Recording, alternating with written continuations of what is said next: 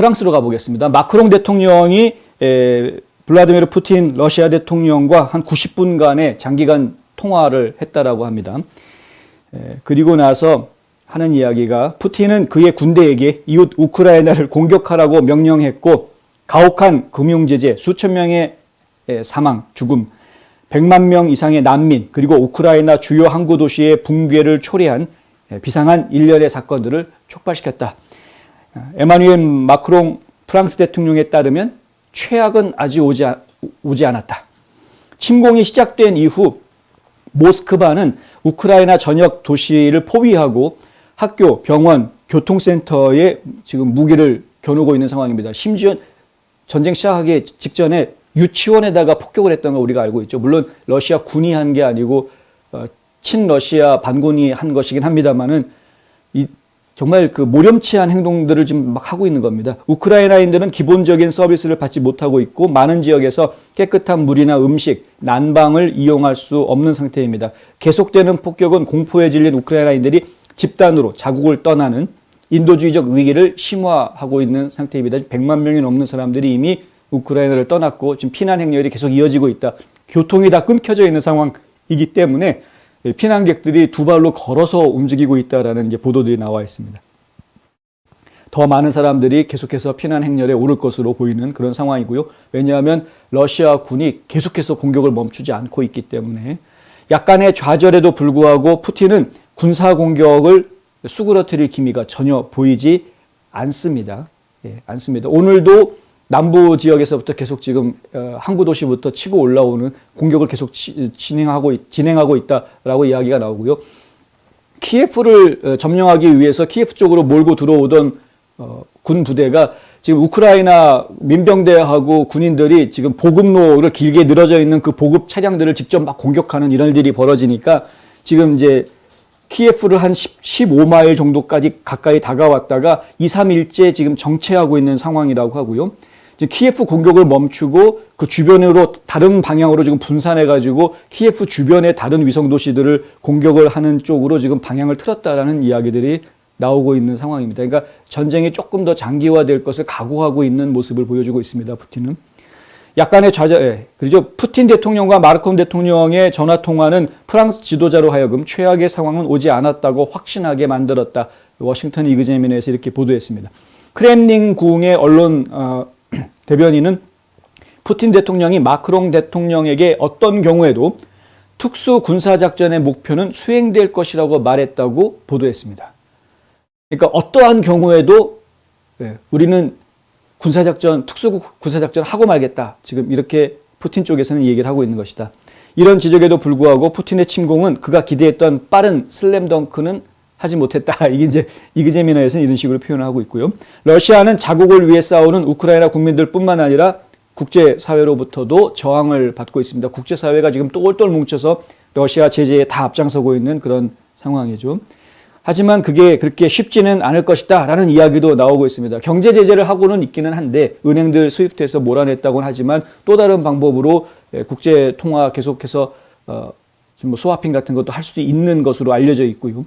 은행 업무가 멈출 것 같았는데 지금 돌아가고 있는 것으로 알려져 있고 지금 러시아의 경제 규모가 한 1조 3천억 달러 정도 규모가 된다고 하는데 1조 3천억 달러 정도 규모를 갖다가 국제사회가 하루아침에 이렇게 딱 차단시킬 수 있는 그런 규모가 아니기 때문에 러시아도 경제 규모가 나름대로 굉장히 크기 때문에 국제사회에서 지금 제재를 한다고 하더라도 러시아 입장에서는 좀 걸리적거리긴 하겠으나 어떻게 해서든 계속 자신들의 목표를 향해서 움직일 의지를 좀 보이고는 있다. 물론 이제 보도 내용들을 보면 러시아 내부에서 국민들이 반대하는 여론이 커지고 있다라는 이야기가 나오고 있기도 하고 그리고 지금 일부 러시아 군인이 스스로 항복하고서는 우크라이나 군에 투항하는 이런 상황들도 지금 보도가 되고 있기는 합니다. 군 사기가 좀 많이 떨어져 있다는 것이죠. 러시아군이. 사기는 지금 우크라이나 쪽에 확 올라가 있는 상황이고 그런 상황임에도 불구하고 지금 푸틴은 의지를 꺾고 있지 않다. 이런 상황, 이런 이야기가 좀 나오고 있죠. 중립을 지키는 스위스조차도 러시아 금융자산을 동결하겠다고 발표했었고요. 울라프 숄츠 독일 총리는 우크라이나에 대한 무기 수송에 2,700개의 대공 미사일을 추가하겠다. 그래서 지금 대공 미사일 독일에서도 제공을 해주고 미국에서 제공해주고 있는 제블린 대전차 미사일 이것도 지금 추가로 계속 공급이 되고 있고요. 미국제 스팅어 지대공 미사일도 500개가 지금 선적이 되어져 있는 상황입니다. 그러니까 지금 어떻게 해서든 하늘을 뚫고 들어와서 공습을 하는 걸 막으려고 하는 그런 도움들이 국제사회에서 계속 되고 있고요. 네덜란드는 로켓포, 에스토니아는 제블린 대전차 미사일, 체코는 기관총, 권총, 저격총, 탄약 이런 것들을 지금 공급해주고 있는 상황이라고 합니다. 나토는 또한 군사 장비를 이동시켰고 러시아, 벨라루스 국경에 접한 국가들도 지금 22,000명의 병력을 추가로 파병했다고 합니다. 지금 그런 상황이고요. 미국에서는 바이든 행정부가 우크라이나에 대해 100억 달러를 추가 원조 승인해달라고 의회에 요청한 상태이고, 그런데 이 수치는 우크라이나의 방어를 강화하고 전력망을 보호하고 다른 유럽 동맹국들을 돕는 일까지 다 포함한 액수라고 합니다. 지난 주말 미국은 우크라이나에 3억 5천만 달러의 긴급 안보 지원을 승인한 적이 있습니다. 그런데 국무부에서는 우크라이나가 기갑 및 공수 위협에 대처할 수 있도록 치명적인 방어 자원을 포함시켰다라고 발표했는데 지금 그것 외에 지금 100억을 더 투자하자 이런 얘기들이 나온 것이죠. 국제사회가 푸틴의 행동을 무디게 하기 위한 노력으로 러시아에 대한 제재를 가하기 위해서 함께 모였습니다만 일부 분석가들은 1조 3천억이 아니라 1조 5천억이군요. 1조 5천억 달러 규모에 달하는 이 러시아 경제를 옥죄는 것이 쉽지는 않을 것이다. 이런 이야기들을 좀 내놨다고 합니다. 2014년 우크라이나로부터 크림반도를 합병한 이후에 러시아는 국제사회의 제재로부터 완충되기 시작했다. 처음에는 제재를 받았지만 시간이 지나면서 서서히 풀리는 거죠. 더군다나 러시아는 너무나 유리한 입장에 있는 게 유엔 안보리의 상임이사국이기 때문에 자기네들을 국제사회가 함부로 하지 못하게 항상 비토할 수 있는 거부권을 가지고 있다는 것입니다. 그러니까 국제사회가 공조를 하더라도 유엔을 통한 공조는 불가능한 그런 상황이고요. 결국은 나름대로 알아서 공조해가지고 도와줘야 되는 이런 상황이고 나름대로 알아서 러시아를 막아야 되는 이런 상황입니다. 그러니까 조직적으로 움직이기가 참 쉽지 않은 그런 상황인 것이죠. 국제사회가 아무리 러시아를 막으려고 해도 조직적으로 움직이기는 좀 어려운 상황이다. 그것이 현실이기 때문에 결국에는 러시아는 조금 좀 불편하더라도 이것도 우린 다 이겨낼 수 있어. 이런 식으로 이제 얘기하고 지금 막 밀어붙이려고 하는 그런 상황이다. 이렇게 봐야 될 것 같습니다.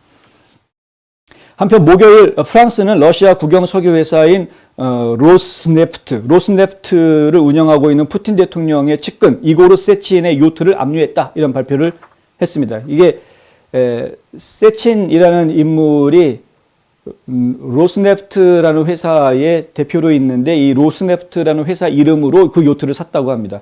라시오타트라는 도시에서 프랑스에 정박해 놓고서는 지금 그 요트를 수리하려고 거기다 정박을 시켜놓고 수리하던 중이었는데 지금 이제 프랑스에서 이거 압류하겠다. 압류하려고 이제 요원들이 현장에 딱 갔는데 그 어떻게 알았는지 그 소식을 듣고서는 부랴부랴 막 챙겨가지고 떠나려고 준비하고 있던 중이었답니다. 근데 출발하기 직전에 잡아가지고 압류했다고 하는데 요트 압류 하나 한 게 대단한 건지는 모르겠습니다만 하여간 이런 것들이 지금 뉴스에 지금 나오고 있는 상황이고요. 민간 기업들 스포티파이는 이제 팟캐스트 같은 거 많이 운영하고 있죠. 러시아 사무실을 무기한 폐쇄했다라고 발표를 했고요. 넷플릭스, 델, 그다음에 이케아 많이들 아시죠? 이케아.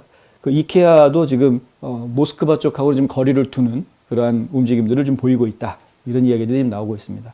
구글과 애플조차도 지금 RT라고 러시아 텔레커뮤니케이션인가요? RT하고 스푸트니크의 모든 컨텐츠를 삭제했다라고 발표를 했고요. 그러니까 러시아 공영방송국들의 컨텐츠들을 지금 다 삭제하고 있다라는 것이고요. 오라클 같은 경우에는 미카일 페도로프 우크라이나 부총리가 요구를 했답니다. 러시아 사업 중단하라라고 요구하니까 이 오라클이 트위터에다가 어제 뭐라고 올렸냐면은 이미 러시아 연방 내에 있는 모든 사업 운영을 다 중단했다라고 이제 이야기하고 있는. 그러니까 민간 기업들도 지금 다 러시아를 보이콧하는 그런 모습들을 보이고 있다. 예.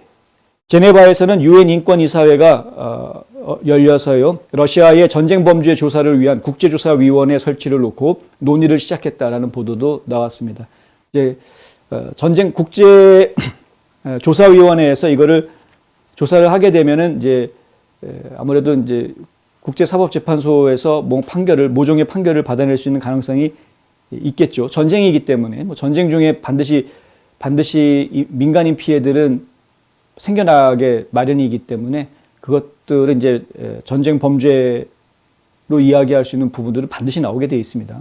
특히 이제 지금 러시아가 우크라이나를 공격하고 있는 모습을 보면 무작위 공격을 하는 것을 저희가 보고 있기 때문에 전쟁 범죄로 이야기할 수 있는 부분들이 상당히 많이 나올 것이다. 서방 세계의 많은 사람들이 우크라이나의 원조를 서두르려고 하고 있는데 상황은 좀 심각한 상황입니다. 유니세프를 통해서 지금 우크라이나를 지원하는 방법이 가장 안전한 방법이고 빠른 방법이다라는 이야기를 저희가 들었습니다. 최근에.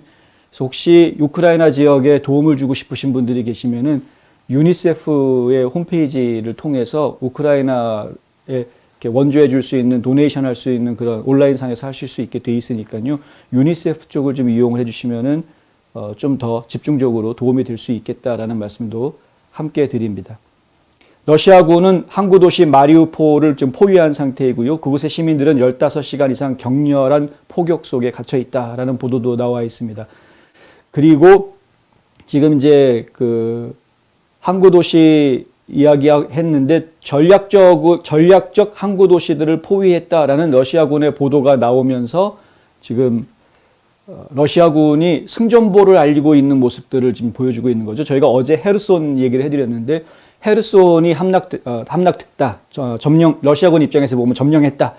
근데 그 외에 이제 또 지금 마리우폴도 지금 이렇게 포격을 하고 있고 점령할 것이다. 이렇게 나가는 것이고요. 그러면 전략적으로 항구 도시들을 잡아놓게 되면은 보급이라든가 수송 이런 것들이 훨씬 더 원활해지기 때문에 러시아군이 본격적으로 이제 내륙전을 벌일 수 있는 길을 열어주게 되는 그런 상황이 됩니다. 이게 결국에는 지금 항구가 전부 다 우크라이나 입장에서 보면 남부 지역에 있는데요.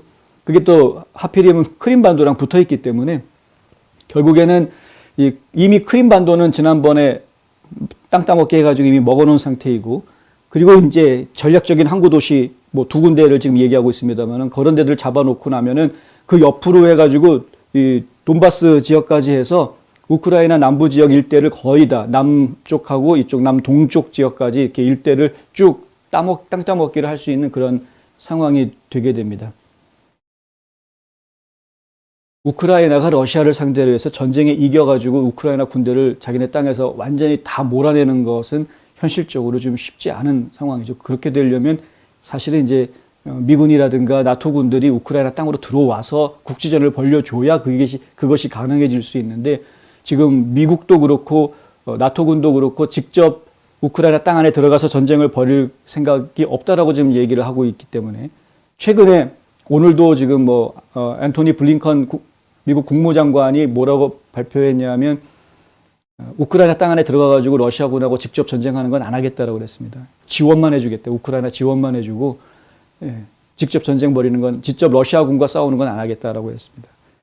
그게 국제사회들이 지금 거의 다 비슷한 태도이기 때문에 결국에는 어느 정도 선까지 가다가 휴전협정으로 갈 수밖에 없는 것이, 그것이 가장 베스트 선택, 최선의 선택이 되지 않겠느냐. 젤렌스키 우크라이나 대통령 입장에서는 그것이 최선의 선택이 되지 않겠느냐라는 것이 저희의 생각입니다. 지금 양쪽 다 요번에 2차 회담 끝나고 나서 그 2차 회담에서 결론적으로 냈던 것이 저거라고 그랬죠. 그 인도주의적 통로 합의. 그 부분 좀 이따 다시 설명을 드리겠습니다만은, 그러니까 결국에는 협상을 계속 진행을 하는 수밖에 없고요. 전쟁이 치러지고 있지만은 휴전협정을 하는 수밖에 없는 상황이 될 것이고, 그리고 휴전선을 어디에다가 치게 되느냐 하는 선에서 전쟁을 멈추게 하는 정도로 지금 가야 되는 것이 젤렌스키 대통령에게 주어진 최선의 선택이 아닌가. 그 과정 중에 이제 최소한 민간인의 피해를 최소화하려는 노력, 이런 것들이 좀 필요한 그런 상황이 될 것 같다. 이렇게 좀 전망해 볼 수 있을 것 같습니다.